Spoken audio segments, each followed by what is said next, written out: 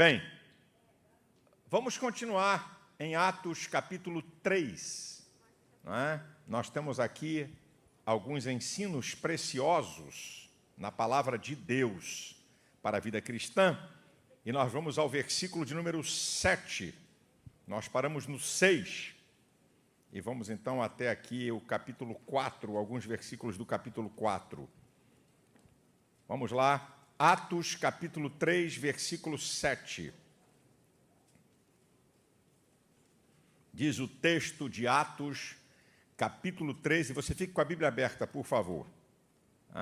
Atos, capítulo 3, versículo 7. E tomando-o pela mão direita, o levantou, e logo os seus pés e artelhos se firmaram. Meus amados irmãos, nós vemos aqui o ato de Pedro e João, ao pegar pelas mãos aquele homem aleijado, e eles nos ensinam,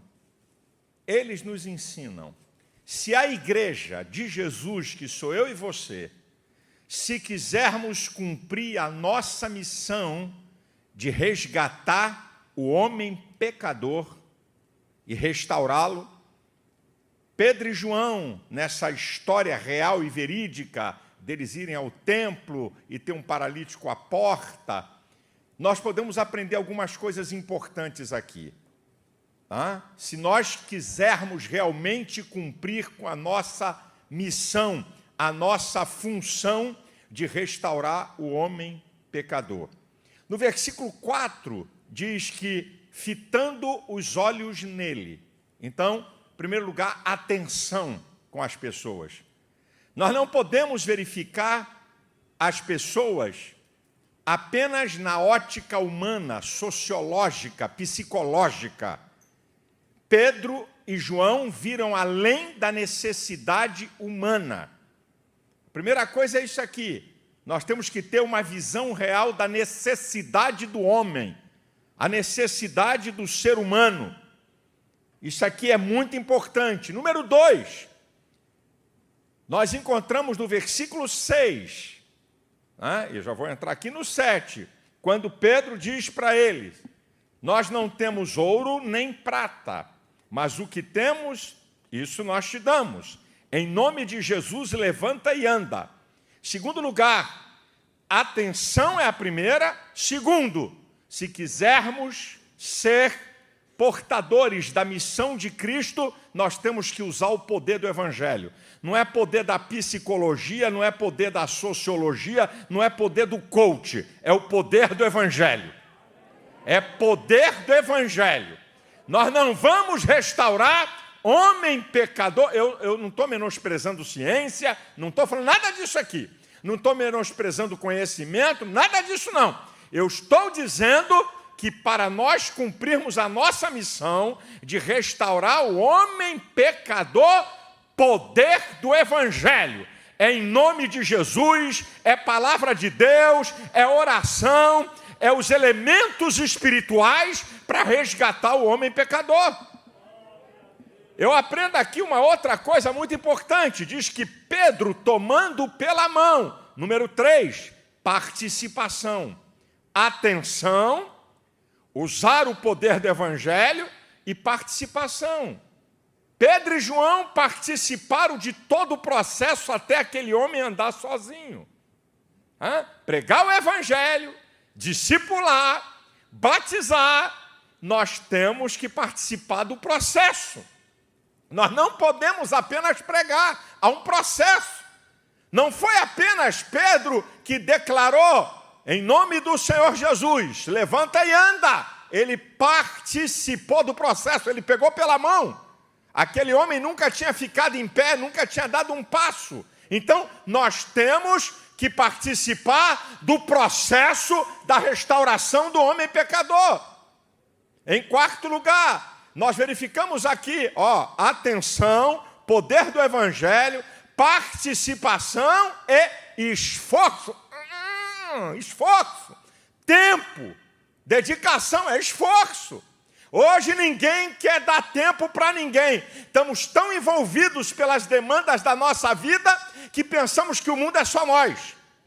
E uma das marcas do evangelho é compartilhar. Evangelho não é egocêntrico, é cristocêntrico. Então, não apenas a atenção, o poder do evangelho, a participação, mas o esforço. Não é fácil. Muitas vezes tem que ir atrás da pessoa, tem que ir na casa da pessoa. A gente tem que dedicar algum tempo para discipular aquela pessoa, para ajudar até ela a andar nos seus próprios passos. Essa aqui, meu irmão, essas questões aqui, esses elementos aqui são fundamentais. Eu repito para você: atenção, olhar a necessidade da pessoa, usar o poder do evangelho, participar de todo o processo e o esforço. Porque o que nós temos que entender aqui? Curar é com Jesus. Levantar o paralítico foi com Pedro. Olha o texto, meu irmão. O sobrenatural é com Cristo. O sobrenatural é com Jesus. Mas levantar aquele homem foi com Pedro. E uma outra coisa que eu aprendo aqui, imagina, se Pedro pega ele pela mão e no meio da caminhada solta. Sabe o que ia acontecer? Ele ia cair, quebrar uma perna ou quebrar um braço e o seu estado seria pior do que antes. E de vez em quando eu fico pensando se nós na igreja não estamos fazendo aquilo que Jesus falou em Mateus capítulo 12, do versículo 43 e 45. Quando uma pessoa é limpa e deixa a casa adornada, e aí a casa fica vazia e o capeta que foi embora traz mais 7 com ele. Será que nós muitas vezes não estamos deixando a casa adornada e vazia porque fazemos a coisa pela metade? Pregamos o evangelho, Jesus transforma, Jesus liberta, e nós deixamos para lá. Se Pedro e João, se Pedro, foi Pedro que pegou ele, se não pegasse, não colocasse ele de pé, até que seus pés e artelhos se firmassem, esse homem não poderia andar. Irmãos, evangelho não é só palavras não, minha gente. Evangelho tem uma coisa chamada atitude, ação. Vamos parar de lorota, vamos parar de conversa fiada e vamos participar do processo para que a pessoa, até a última fase daquela pessoa, ela possa andar sozinha. Agora olha aqui, minha gente, versículo 8 ao versículo 11. Vamos ler aí. Diz o versículo 7, tomando pela mão direita, levantou e logo seus pés e artelhos se firmaram.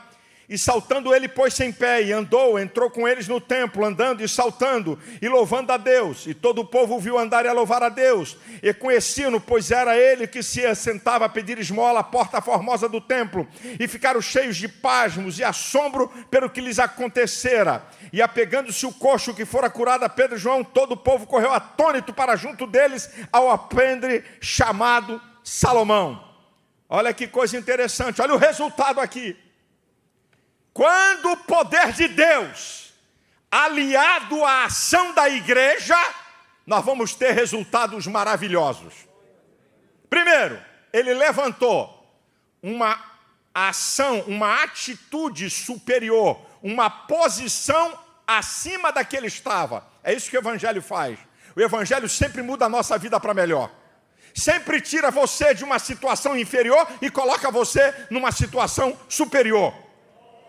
O texto diz que ele andou, não precisou mais ser carregado, restituída a autoridade, restituído o poder de decidir, restituído o poder da vontade. É isso que o evangelho faz.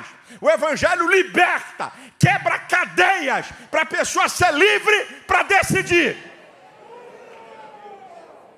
Agora, o que eu acho interessante é que nesse versículo que ele diz assim, e ele entrou saltando. Pedro e João não estavam saltando, mas o paralítico estava saltando. Você reparou no texto? Quem estava saltando era o paralítico. Sabe o que eu aprendo que o evangelho faz? O evangelho permite você ter seu estilo.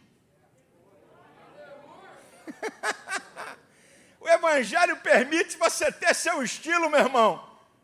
A pior coisa que tem é a opressão religiosa em nome de Deus. É a pior coisa que tem, minha gente. Todo mundo padronizado, Todo mundo tem que ser aqui. Por isso que a Multiforme Graça tem que ter igreja do reteté, rodopia, voa, sobe pela parede. É isso aí. Gosta disso? Vai para lá. Não tem, não é verdade, irmãos. A liberdade até num culto de você dar glória a Deus, aleluia, e não obrigar você a dar. Ninguém tem que ser obrigado a dar glória. Você é livre para o seu estilo. Se dá glória a Deus mais alto ou glória a Deus mais baixo. Se levanta a mão ou se não levanta. O Evangelho traz a liberdade.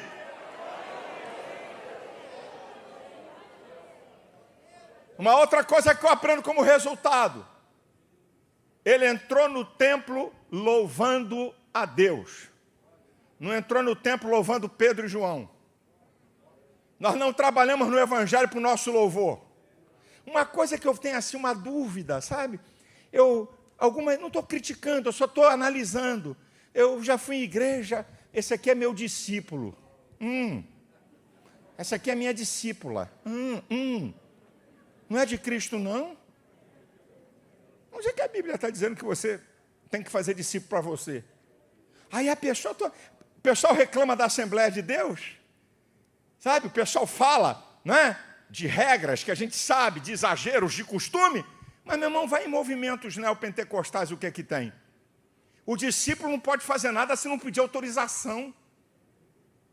Meu irmão, eu sei o que é que eu estou falando, meu irmão. Que evangelho é esse, rapaz? Nós trabalhamos para Deus ser glorificado. Não é para a pessoa ser um eterno dependente, não. Solta! Libera!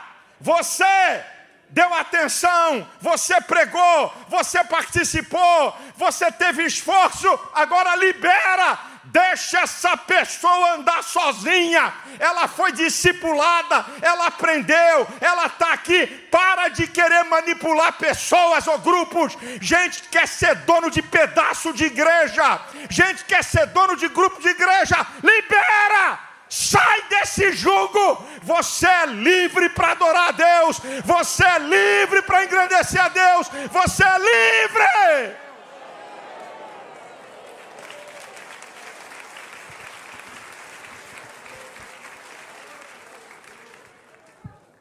Agora escute. Eu não vou ler todos os versículos, mas eu quero ler apenas alguns aqui mais, que vai do versículo 11 até o versículo de número 26, até o final do capítulo. Eu só vou destacar o 11, 12, 13 e o 16. Vou repetir o 11. Apegando-se o coxo que fora curado a Pedro e João, todo o povo correu atônito para junto deles ao alpendre chamado de Salomão. E quando Pedro viu isto, disse ao povo: varões israelitas, por que vos maravilhais disso? Ou, por que olhais tanto para nós? Como se por nossa própria virtude ou santidade fizéssemos andar este homem, o Deus de Abraão, de Isaque e de Jacó, o Deus dos nossos pais, glorificou seu filho Jesus, a quem vós entregastes, e perante a face de Pilatos negastes, tendo ele determinado que fosse solto. Versículo 16, e pela fé no seu nome, fez o seu nome fortalecer a este que vedes e conheceis, e a fé que é por ele deu a este, na presença de todos vós, esta perfeita saúde.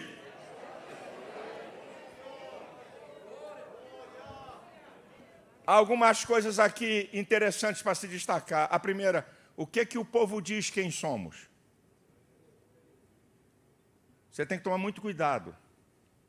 Quando Pedro observou que o olhar do povo para ele e para João era um olhar diferenciado, não como ser humano. Ei! O que vocês estão tanto olhando para nós? Vocês estão pensando que é que nós é que estamos fazendo isso aqui? Rapaz, precisamos ter discernimento espiritual. Cuidado com a bajulação. Cuidado com o aplauso, meu filho. Cuidado com o pessoal dizendo que você é o cara. Se você sair dessa filial, eu não sei o que vai acontecer. Eu sei, vai melhorar. Pastor Silas, se o senhor não for pastor aqui, o que vai ser? Eu sei, Deus manda um melhor. Sabe? Vamos parar com esse negócio, meu irmão. Vamos parar com esse negócio, sabe? De cultos a personalidades dentro da igreja. Se essa pessoa não estiver aqui, se esse aí não dirigir esse departamento, eu não estou mais aí. Se não for ele mais o dirigente, eu vou embora. E aí você, que está na função de liderança, é que tem que abrir os olhos do povo. Porque quem está na função de liderança tem que ter discernimento e percepção. Ei.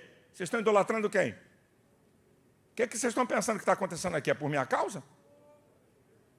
Isso é Deus. Olha o que Pedro fez. Pedro prega.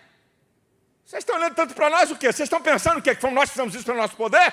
Quem fez isso foi Jesus. E a fé nele fortaleceu a esse que hoje vocês conhecem e estão vendo de pé. Pedro e João saem de cena e colocam em Cristo a glória, o louvor, a honra. Faça isso. Você dirige igreja, dirige departamento, você tem uma função. Deixa Jesus ser exaltado. Sai de cena. Pare de criar adeptos e se adorado, idolatrado. Deixa de besteira, meu irmão. Deixa de bobagem. Nós estamos aqui para promover Jesus e não nos promover. O que está acontecendo aqui nessa igreja, eu estou cansado de dizer, e todo mundo aqui sabe, é a boa mão do Senhor. É a boa mão de Deus, não tem nem explicação. Aí o pastor, nós estamos inaugurando igreja, é a boa mão de Deus. Se Deus não abrisse porta, se Deus não abençoasse o povo dessa igreja, se esse povo aqui não fosse fiel, não estava abrindo coisa nenhuma, vamos deixar de lorota. Sai de cena e deixa Jesus reinar, e deixa Jesus ser exaltado.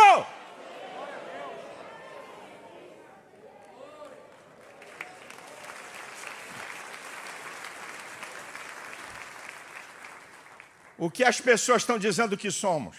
Número 2. Você tem que ter discernimento para você saber quem é você. Quem eu sou nesse cenário? Quem somos nós? Vou lembrar alguma coisa que nós somos. Em Ezequiel 18, nós somos barro, vaso na mão do oleiro. Em Atos capítulo 1, versículo 8, diz que nós somos testemunhas de Cristo. 2 Coríntios 3,3 diz que nós somos carta aberta lida pelo mundo. 2 Coríntios 5,20 diz que nós somos embaixadores de Deus da parte de Cristo. Efésios capítulo 1, versículo 12 diz que nós fomos feitos para louvor da sua glória. 1 Pedro 2,9 diz, vós sois a geração eleita, o sacerdócio santo, a nação santa, o sacerdócio real, o povo adquirido para quê? Para anunciar as virtudes daquele que vos chamou das trevas para a sua maravilhosa luz. Vós que em outro tempo não erais povo de Deus, agora sois povo de Deus, que não tinhais alcançado misericórdia, mas agora alcançastes misericórdia. Se situa bem quem você é, entenda quem você é. Eu digo para pastores e falo, quando eu estou ministrando para pastores, eu gosto muito de mostrar Davi em 2 Samuel 5,12. Quando Davi estava fortalecido no trono, a Bíblia diz lá, sintetizando o versículo, e Davi entendeu que o Senhor o fortalecera no trono por causa do seu povo. Não foi por causa dele. Se cada pastor, se cada um que trabalha em um setor da igreja entender que o que está acontecendo ali não é por causa dele, é por causa da igreja, do povo de Deus, do reino de Deus, meu filho, vão acontecer coisas especiais. Davi, poderosíssimo no trono, grande no trono, entendeu, discerniu Davi, que o Senhor tinha fortalecido o seu reino por causa do seu povo. Não é por nossa causa. Se você tem uma posição de destaque no reino de Deus, não é por você, é por causa do povo. Se você não entender isso, meu irmão, você está muito mal. Nós temos que discernir o que é que o povo está dizendo que nós somos. Nós temos que ter um discernimento para saber quem somos e temos que ter discernimento para saber quem é. Quem é nessa história? Quem é? Jesus Cristo, Ele é o Senhor nessa história. É como João Batista, quando vê Jesus, diz lá em João 1,29, olha aí, ó. Esse é o Cordeiro de Deus que tira o pecado do mundo. Jeremias capítulo 9, versículo 23 diz assim: não se glorie o sábio na sua sabedoria, nem o forte na sua força, nem o rico na sua riqueza, mas aquele que se gloriar, glorie-se nisto, em me conhecer e saber que eu sou o Senhor. Reconheça, meu irmão, é Deus, é Deus, é Deus, é Ele, a glória é dEle, o louvor é dEle, é Ele que tem que ser adorado, não é homem não, aqui é Ele, aqui não é bajular homem não, nem colocar homem no lugar de Deus não, aqui é Deus, a glória é dEle, o louvor é dEle. Você já deu um glória a Deus hoje? Você já exaltou o nome do Senhor? É Ele, a glória é dEle.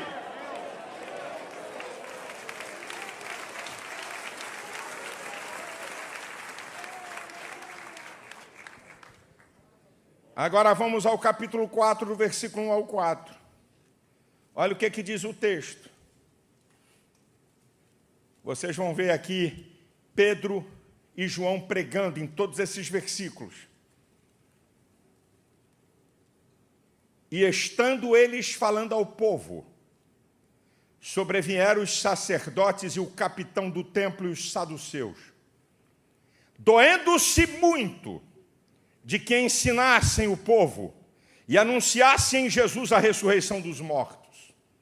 E lançaram mão deles, e os encerraram na prisão até o dia seguinte, pois já era tarde. Muitos, porém, dos que ouviram a palavra creram, e chegou ao número desses homens a quase 5.000. Escute isso aqui, meu irmão. Isso aqui é importante. Olha o resultado de se ensinar o povo. Em primeiro lugar, o que eu acho mais incrível nesse texto é que a elite religiosa não se preocupou com o paralítico que ficou curado. Não se preocuparam com o milagre, não. Eu estou mostrando o texto. A elite religiosa não se moveu porque o paralítico andou. Mas quando a elite religiosa, quando eles viram os apóstolos ensinando o povo, diz o texto, condoeram-se muito.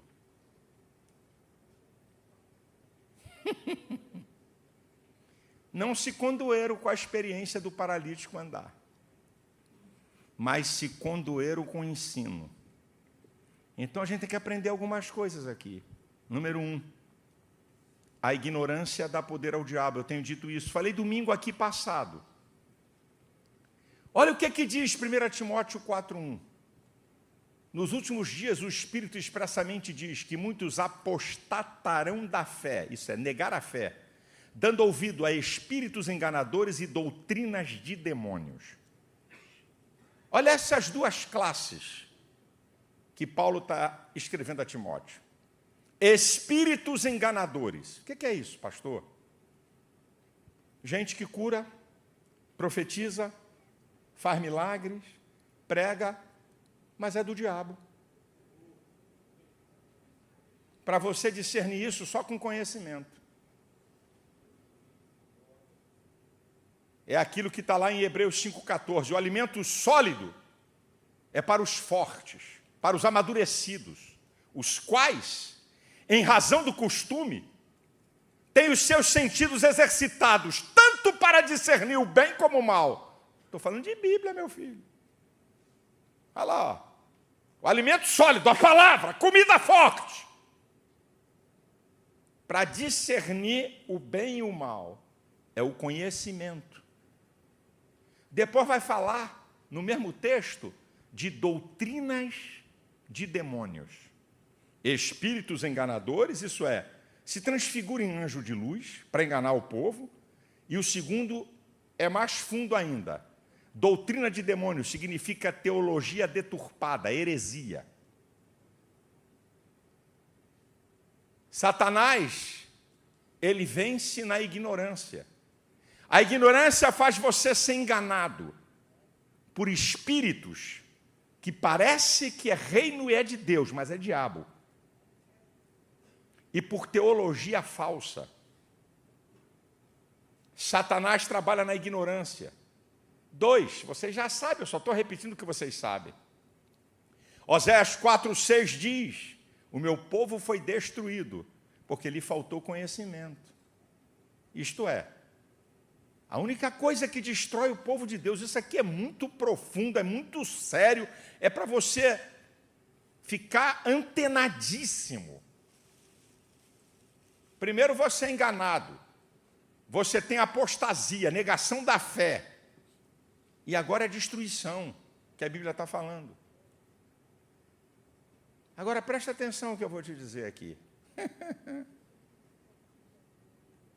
As pessoas, as quase 5.000 pessoas se converteram, não foi pela experiência, foi por ouvir a palavra.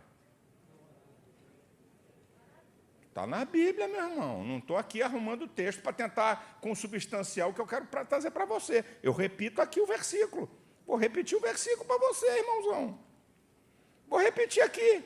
Versículo 4. Muitos, porém, dos que ouviram a palavra, creram. Não é que viram o paralítico andar, não. Ouviram a palavra e creram. Eu estou mostrando o texto para você. E chegou o número desses homens a quase 5.000. Você tem que entender que a experiência diz respeito à pessoa que vivenciou. A fé diz respeito a quem ouve a palavra de Deus. Por que os principais não ficaram preocupados com a experiência? Porque a experiência quem teve foi o paralítico. Ele é que experimentou o poder de Deus, os outros viram. E aquilo, o tempo passa e esquece. Agora, a experiência de ouvir a palavra, e de maneira sobrenatural, Romanos 10:17 diz que a fé vem pelo ouvir, e ouvir a palavra. Não foi a cura do paralítico que produziu a conversão, foi a palavra, está aqui na Bíblia. E se você pegar o que Jesus falou, em Marcos 16:15, os sinais seguem aos que creem, não é o contrário. Os sinais não estão na frente, os sinais não têm prioridade. E de pregar o evangelho a toda criatura, quem crê e for batizado será salvo, quem não crê será condenado. Esses sinais seguirão aos que creem. Significa que a fé está na frente. Em Atos 16:5 diz assim: e as igrejas eram edificadas na fé e cresciam em número, na palavra. É isso que Atos está declarando. Aqui é que está, pastores que estão aqui. Vamos pregar a palavra. A palavra atinge qualquer pessoa para produzir nela um impacto da experiência do poder do evangelho. A experiência pessoal é de quem vive. Por isso que os principais ficaram loucos, porque eles entenderam que aqui nós perdemos essa gente. Porque essa gente está aprendendo, ela está sendo ensinada, então nós não temos mais o poder de trazer essas pessoas para nós. Nós não temos mais o poder de induzir essas pessoas para o legalismo deturpado da lei que nós ensinamos, porque eles agora estão aprendendo. Aqui é que está, meu irmão, isso aqui é que é a coisa importante. A gente pensa que culto de oba-oba é que converte gente. Nós estamos pensando que é culto de movimento que converte gente. Culto de movimento enche barriga de crente. Culto de movimento, desculpa, vai falar? Vou. Vai falar? Vou. Pode ver esses coisas. Eu fico vendo de vez em quando eu recebo uns videozinhos de cultos de movimento. Roda para cá, roda para lá, corre daqui, corre dali, sapateia daqui, sapateia de lá. Quantas pessoas aceitaram a Cristo?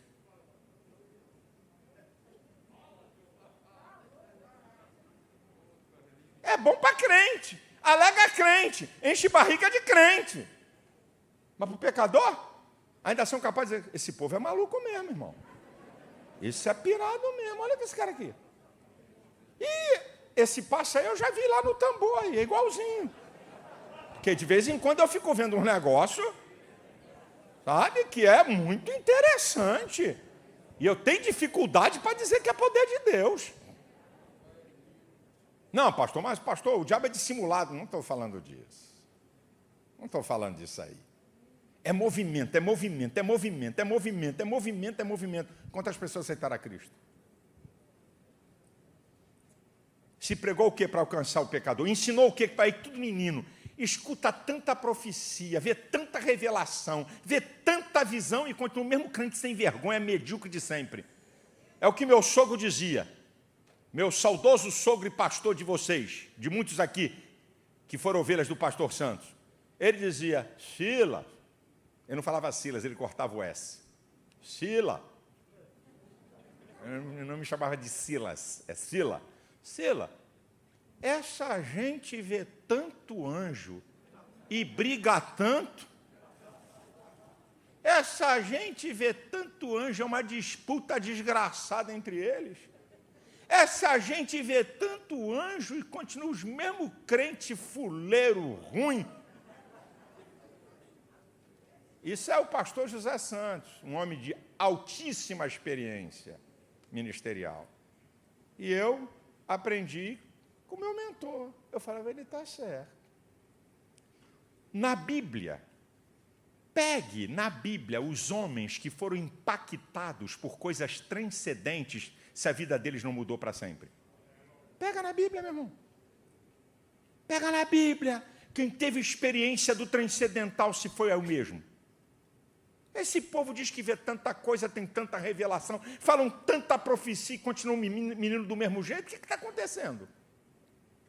Escutam tanta profecia, escutam tanta revelação, vê tanta coisa, os medíocres de sempre. O camarada está falando uma profetada miserável, desgraçada. Fala, Jesus. Deus está falando. Está falando porcaria nenhuma, meu irmão. Deus não está falando, não. É da cabeça dele. Não discerne. Se alguém falar uma profecia... Uma profecia não, perdão, porque a profecia é coisa de Deus, eu creio.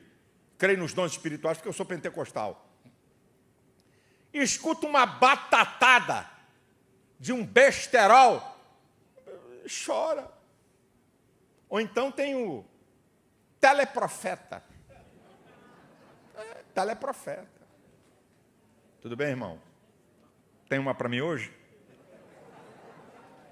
Espera um instantinho. Deus manda você tomar muito cuidado quando você sai de casa. Vai ver se eu estou na esquina, vai.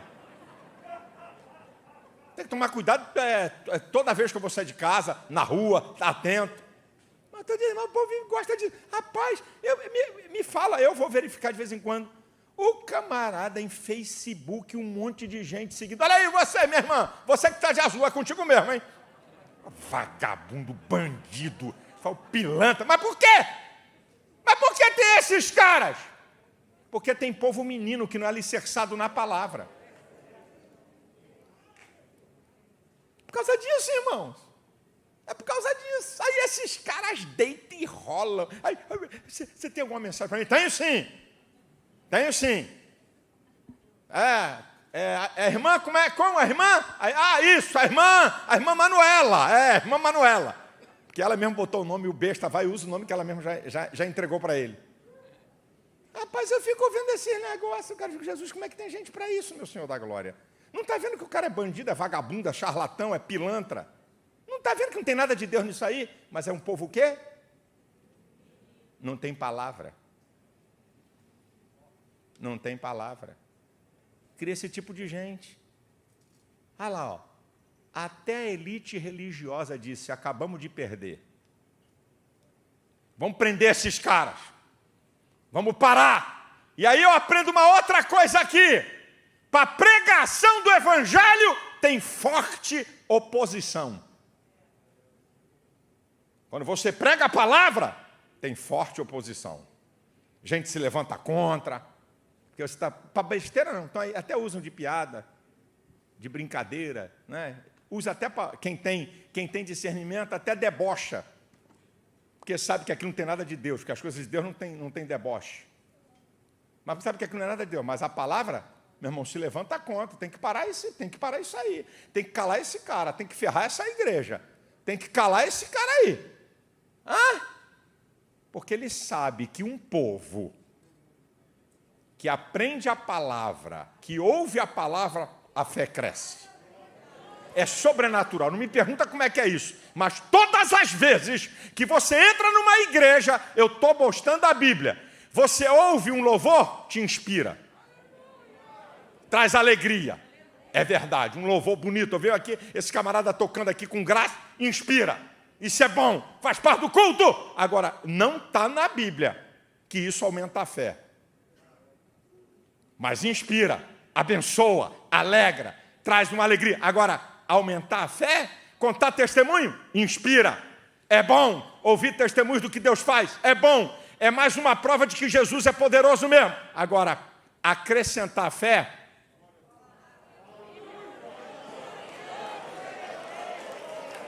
só isso aqui, ó. Só isso aqui. Ei, mas pastor, eu não sei pregar assim, com tanta coisa. Não é pregar tanta coisa, não. Tem um poder inerente a ela. Quando você abre a Bíblia, quando você cita a Bíblia, Deus está falando através de você.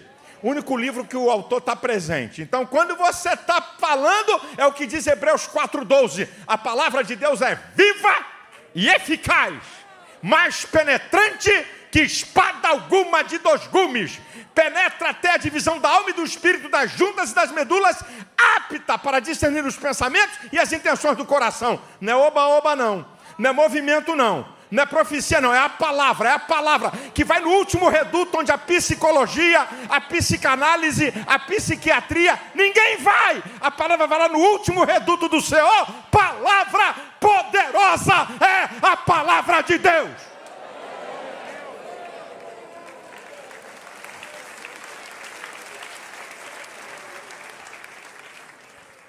Aí, meu irmão, prenderam os homens.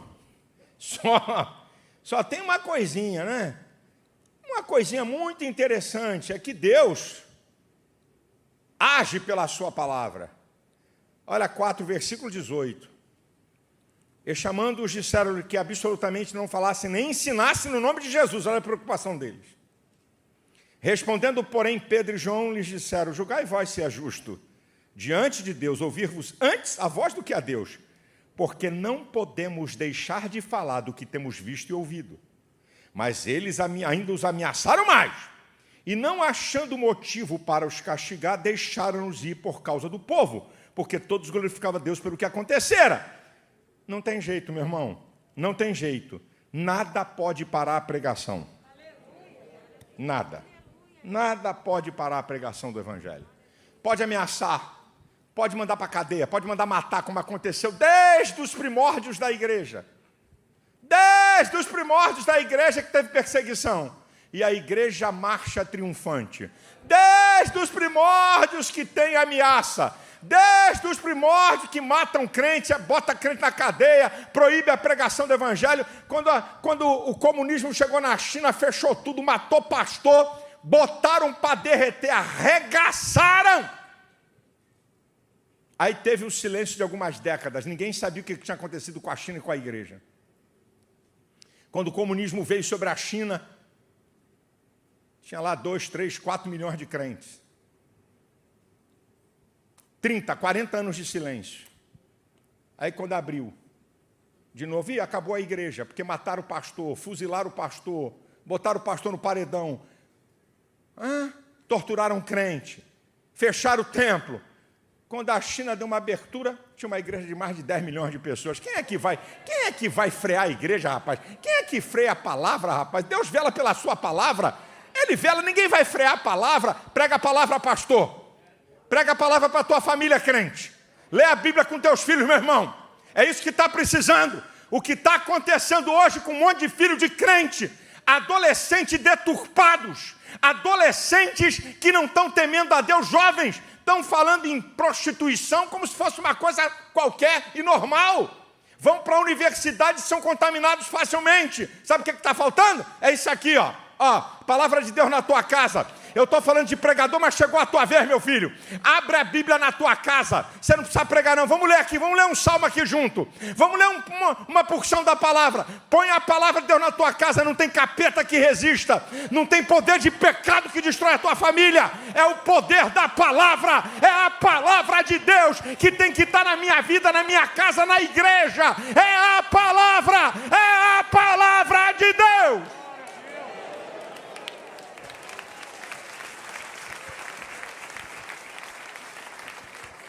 Os crentes substituíram a palavra pelo Netflix.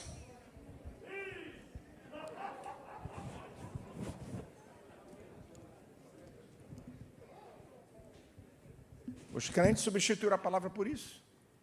Não tem Bíblia na casa dos crentes. Não tem reunião de família para ler a palavra. E nós queremos um milagre. O que está acontecendo com essa minha filha? O que está acontecendo com esse meu filho? Onde é que está a palavra? Na tua casa. O que está acontecendo com meu marido? O que está acontecendo com minha esposa? Onde é que está a palavra na tua casa? É o que o Espírito Santo está dizendo para você aqui nessa noite. Onde é que está a palavra? Está igual quando a palavra foi retirada do povo e acharam o livro empoeirado e escondido. Está igualzinho o tempo passado. Onde é que está a palavra na tua casa, irmão? O Espírito Santo está falando aqui essa noite com você. Traga a palavra para a tua casa. Traga a palavra para o teu casamento. Traga a palavra para os teus filhos. Traga a palavra. Traga a palavra. Nós não temos... Como é que nós vamos vencer, pastor? Esse mundo está indo de mal a pior. A depravação moral. Nunca foi tão fácil acessar pornografia, tudo que é porcaria. Se perdeu toda a noção de princípios e de valores. Nossos jovens, adolescentes são atacados na escola, em tudo. O que vai proteger essa gente? Como é que você vai se proteger? A você mesmo? Só com a palavra, irmão. Nós não temos fórmula mágica. Nós temos a fórmula que Deus deixou. A sua palavra. Lâmpada para os meus pés e a tua palavra e luz para os meus caminhos. Salmo 119, versículo 105. Salmo 119, versículo 130. A exposição da tua palavra dá luz e entendimento aos simples. Salmo 119, versículo 140. A tua palavra é muito pura, por isso o teu servo a ama. Salmo 119, versículos 116 e 117. Vivifica-me segundo a tua palavra para que viva, e eu não perca a minha esperança. Vivifica-me e serei salvo. É o poder da palavra.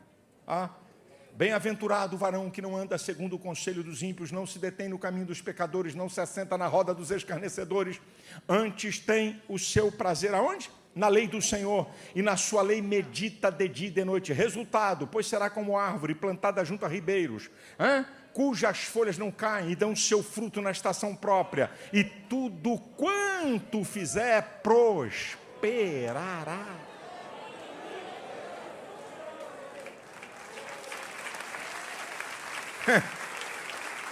Olha, o conselho direto. Josué estava tremendo na base e assumiu o lugar de Moisés. Sabe se assumiu o lugar de um cara daquele? Um gigante, o maior profeta da Bíblia, homem que falava com Deus cara a cara. Josué estava tremendo na base, não substitui assim, quem sou eu? Aí Deus dá uma instrução para ele. Em Josué capítulo 1, versículo 8. Não aparte da tua boca o livro dessa lei. Medita nele de dia e de noite. Então, prudentemente te conduzirás e prosperarás em todo o teu caminho. Foi Deus que falou para ele. Josué, não é você, é a minha palavra. Não se aparte da minha palavra. Não se aparte da minha palavra. Medita nele de dia e de noite. Porque essa palavra vai fazer você prosperar e você agir com prudência. Não temos outra fonte, senhores. Não temos outra fonte, irmãos. A nossa fonte para a igreja prosperar, prosseguir. A nossa fonte para a nossa família prosperar. A nossa fonte para eu, você, qualquer um aqui vencer o pecado. Não tem negócio de pastor, não tem imunidade. Não tem imunidade para pastor, porque prega aqui um domingo, ou uma terça, ou uma quinta. Não tem imunidade, não. Todo mundo está no mesmo barco. Todos nós estamos sujeitos a todas as coisas. O que vale para você, vale para mim. O que vale para a tua família, vale para a minha. O que vale para os meus filhos, vale para os teus. Ô amada igreja, ô povo de Deus, a palavra, a palavra, a palavra. Pregue a palavra, medite na palavra, ame a palavra. E você vai ter uma vida de bênção e de prosperidade. A igreja de pé, por favor.